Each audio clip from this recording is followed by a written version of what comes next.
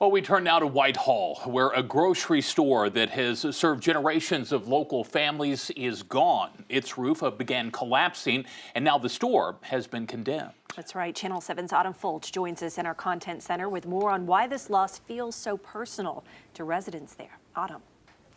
Well, Chris and Beth, for decades, this building was more than a grocery store. It was a first job, a meeting place, and a piece of home.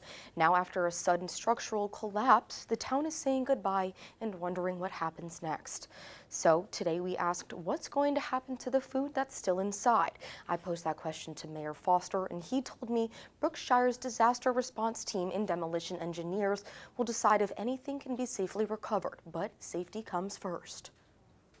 The parking lot is empty, the doors are sealed shut, and in Whitehall, a familiar part of everyday life is gone. The Brookshire's grocery store, formerly Cranford's, has been declared a total loss after the roof began collapsing earlier this week.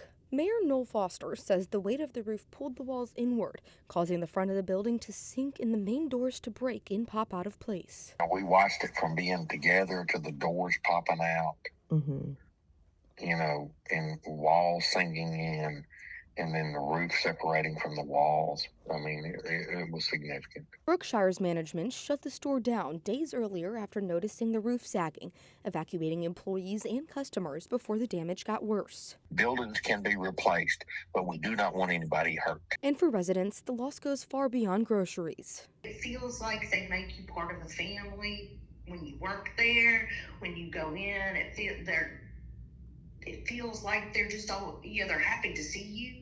They know you because they're people from our community. Reagan Bennett Haynes grew up in Whitehall. She says the store was where kids got their first paychecks and where familiar faces stayed for decades. There are people that work there now that worked there when I worked there. Oh, wow. 30 years ago. Now, with the building condemned and set to be demolished, residents face longer drives for groceries and the emotional loss of a community favorite. People in town are still not going to believe it, just because it's so ingrained in our community. Well, no one was hurt during the collapse, and Whitehall police will continue to secure the site as the city and Brookshires evacuate what comes next. On your side, I'm Autumn Fulch. All right, Autumn, thanks so much. Mayor Foster says he's asking the community to be patient as plans for the future take shape.